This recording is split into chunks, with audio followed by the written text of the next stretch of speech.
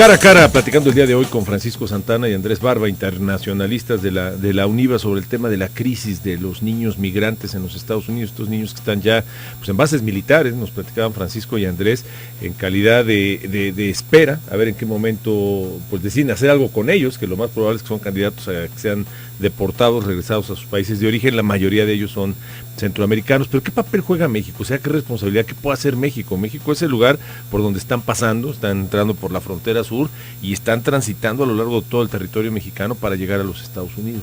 Bueno, han habido muchas críticas, especialmente de los congresistas, del gobernador de Texas, por supuesto, que opina prácticamente todos los días acerca de estos temas, y pues sin duda de algunos funcionarios del gobierno estadounidense hacia la actitud del gobierno mexicano en este tema, suponiendo que México pues no hace gran cosa y que en realidad pues sí, simplemente tenemos un descontrol en la frontera sur, que todo mundo entra, que no hay ninguna revisión, que no se les detiene, etcétera.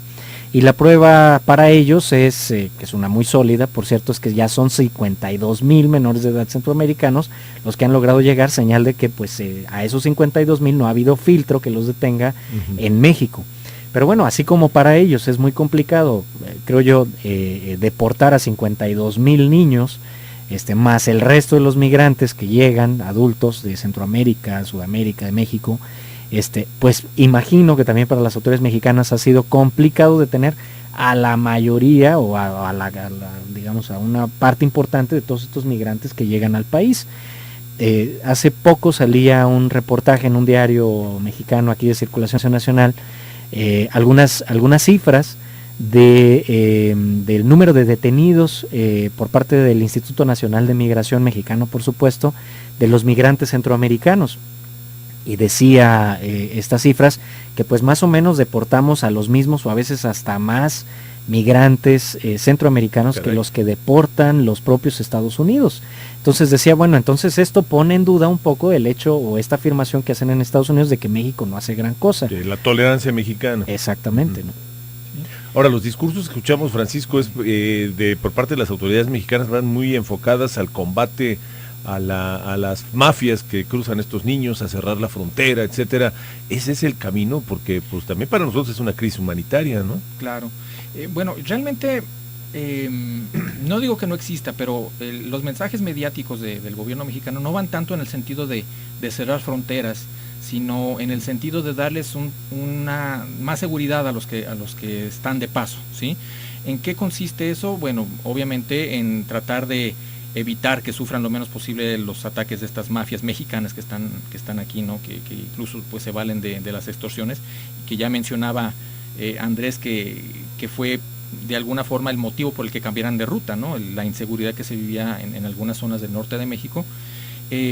Pero, por ejemplo, se acaba de emitir la declaración extraordinaria de Managua hace algunas semanas, en donde se hace este acuerdo entre los diferentes países involucrados, incluido México, de tener una acción integral para atender este problema. Si esta acción integral incluye desde combatir a las mafias centroamericanas que están pues de alguna forma impulsando esta expulsión de niños, así que con el juego de palabras, pero también en el caso de México lo que están haciendo es permitir, por ejemplo, bueno, no permitir porque es parte de la reciprocidad diplomática, pero se van a instalar más consulados. Por ejemplo, Honduras va a tener consulados, por lo menos 4 consulados más en ciudades que están dentro de la ruta de paso de los migrantes, como para poder tener mayor personal que pueda atenderlos, lo mismo de otros países centroamericanos. Entonces, como te digo, el discurso de México, incluso el presidente Peña Nieto acaba de estar en Chiapas también en este mismo contexto,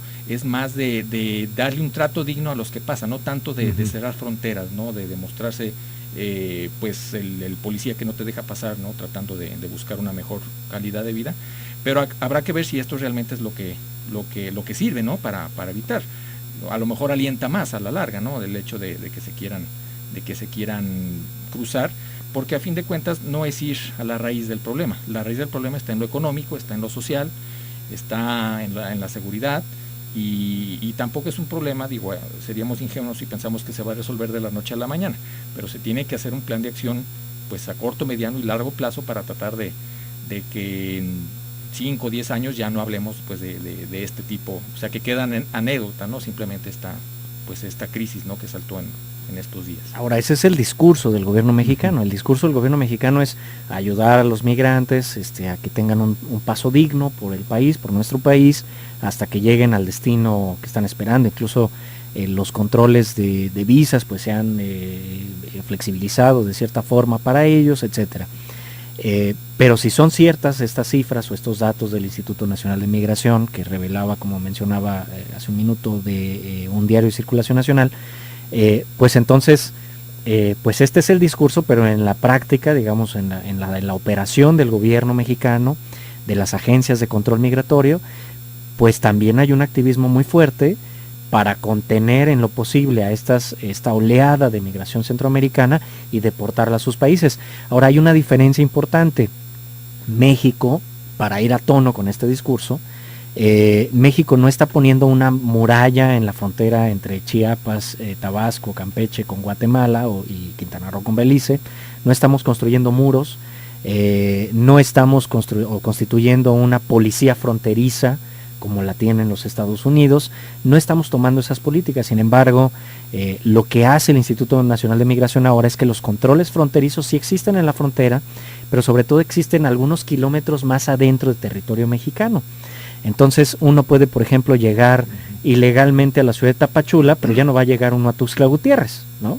Porque el control fronterizo está a la mitad de esas dos ciudades, por poner un ejemplo.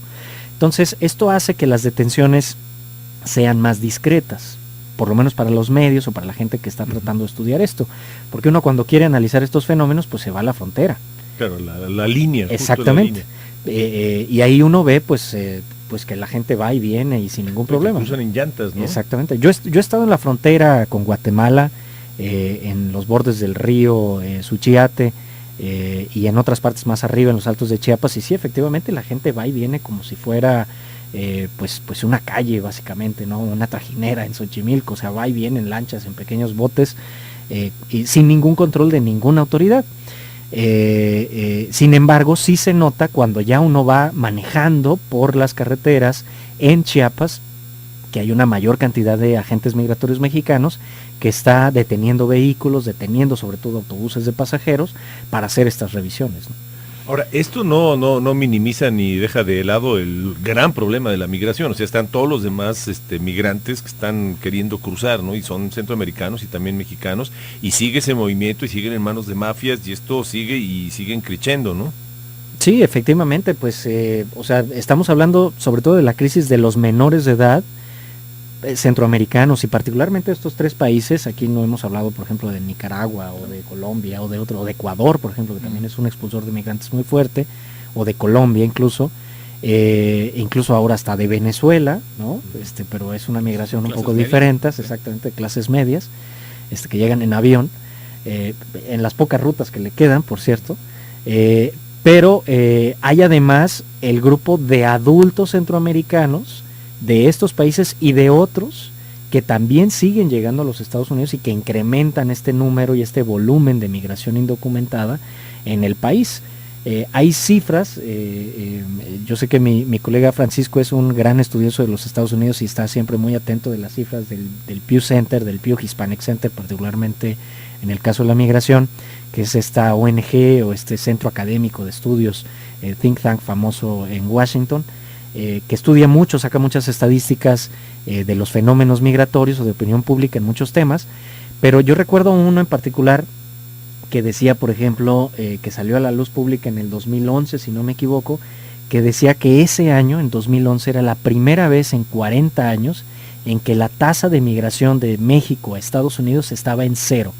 Y eso quería decir que los mexicanos ya no estaban cruzando a Estados Unidos. Claro que cruzaban, a lo que se refería el Pew Center era que cruzaban más o menos en la misma intensidad en que eran deportados. Entonces quedaba en una tasa 0, ¿no? Y eso habla de que la migración mexicana a los Estados Unidos está en declive, ¿no? No quiere decir que ha desaparecido, pero está en una intensidad mucho menor. ¿Es menos atractivo migrar a los Estados Unidos? Por los riesgos de la seguridad, porque las oportunidades educativas aquí pues se han ampliado, las laborales, en fin, no al nivel obviamente óptimo, pero sí mucho más que hace 40 años, hace 30 o 20 años. Pero esta no es la realidad de Centroamérica. Centroamérica uno se sorprende de ver pues la falta de oportunidades de empleo, por ejemplo, que existe, y de otras tantas cosas, ¿no?, que faltan todavía en el desarrollo social de la gente. Y que no tiene para cuándo cambiar, o sea, no se ve que esté cambiando, que esté evolucionando. Quizá en México puede haber algún tipo de evolución, está mejorando la economía, el ingreso, no poco a poco, pero eso es, o sea, se convierte más atractivo quedarte aquí y no jugarte el riesgo de irte a los Estados Unidos. Para Centroamérica no es el caso. Efectivamente, porque pues Centroamérica no tiene una base industrial. ¿Cuántas veces escuchamos que una empresa automotriz, por ejemplo, decida por, no sé, construir una fábrica y dar empleo a 2,000 centroamericanos en Guatemala, por ejemplo, o en El Salvador? Estas noticias son muy pocas. Costa Rica y Panamá creo que son las excepciones, ¿no?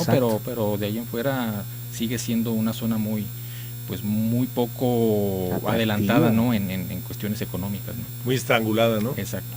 Pues ahí está, ese es el tema de la crisis, es algo que va a seguir, seguramente, ¿no? Porque los niños siguen cruzando todos los días. Si hay camino, seguirán por ese camino y seguirá siendo noticia y seguirá siendo un tema que tiene entrampado también al gobierno de los Estados Unidos en año electoral. Pues agradecer el día de hoy en Cara a Cara la presencia de Andrés Barba. Andrés, muchas gracias. Con mucho gusto, Pablo. De casa, analista del espacio matutino aquí en Zona 3, y a Francisco Santana, catedrático internacionalista también de la UNIVA. Francisco, muchas gracias. Muchas gracias a ti, Pablo, un placer estar aquí de invitado. Y gracias a usted, gracias por habernos acompañado. Esto fue Cara a Cara, yo soy Pablo Latapí y le espero en el próximo Cara a Cara. Que esté usted muy bien, gracias.